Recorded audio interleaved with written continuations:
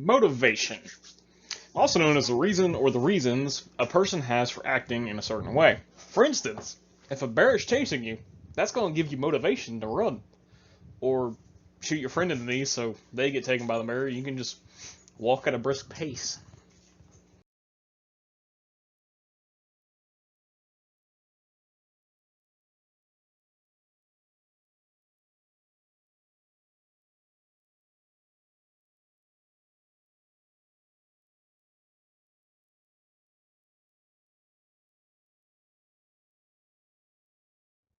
Alrighty, a motivational workplace is basically you aligning your goals with the organization's goals to try and meet your needs listed in Maslow's hierarchy. And so if the boss wants to fire you and you really need this job to, I don't know, to supply your physiological needs.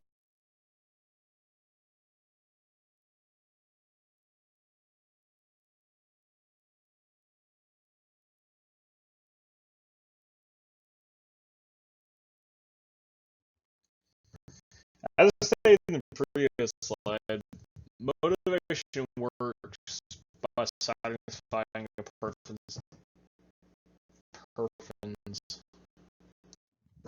As I stated in the previous slide, motivation is really backed up by Maslow's hierarchy, and the 5 steps of that hierarchy is physiological, safety, belonging, and love, esteem, and then self-actualization.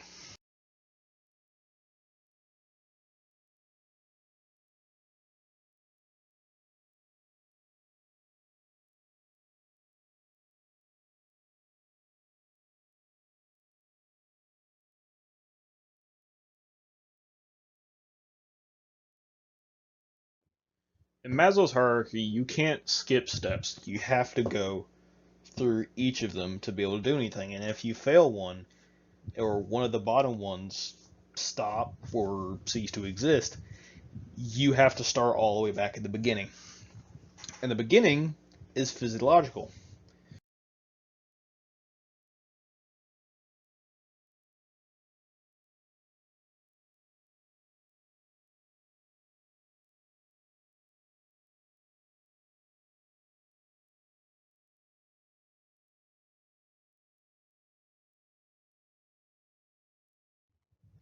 The safety level of Maslow's hierarchy is pretty self explanatory.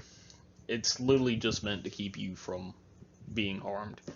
I mean, it includes personal security, emotional security, so you don't get your feelings hurt, financial security, so you don't drown in debt, or you can do things you want to do.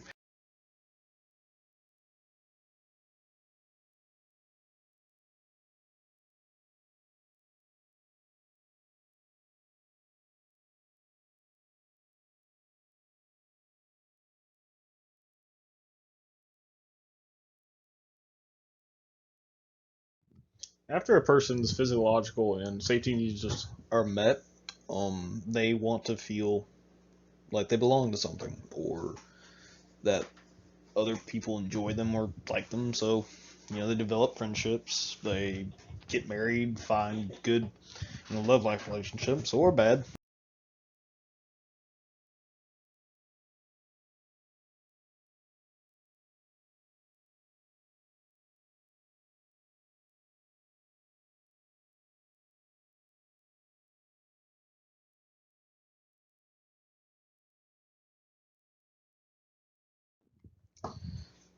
The fourth level, which is esteem, are people's needs for attention or to be recognized or to be important.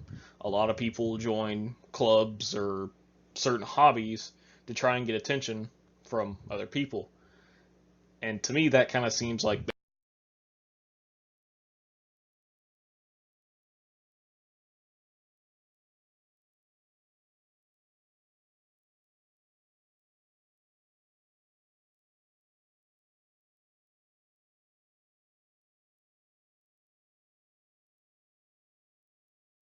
self actualization is essentially just be all you can be.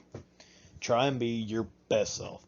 This is the hardest level and the highest level of the hierarchy to meet. Whether it's from, finding a spouse or becoming a parent or developing different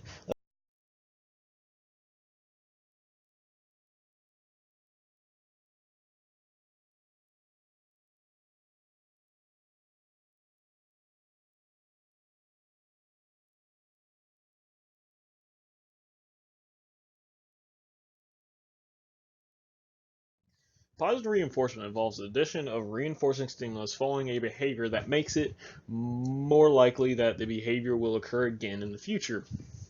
And this is just to try and get your employees to, like, if you say like they do a good job on their um report or whatever, you tell them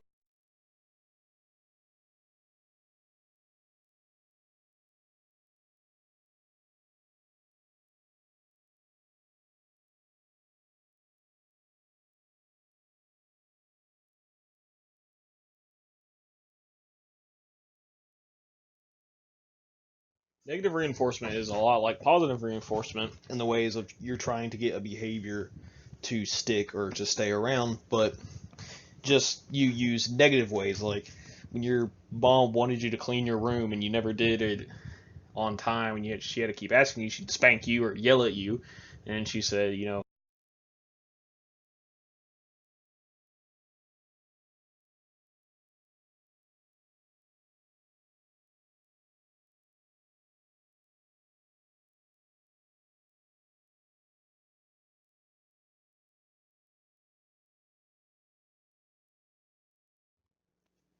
everyone's heard about the quote, money is the motivator. For a lot of people, it's true, including myself.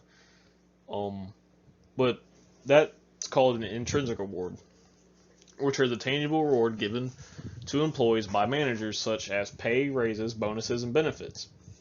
They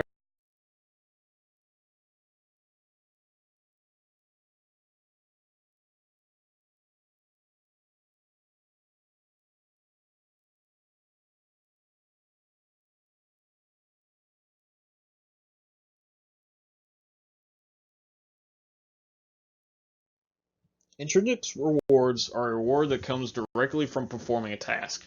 It's the satisfaction you get from doing your job or helping someone with a personal problem or just purely being a good person and helping people.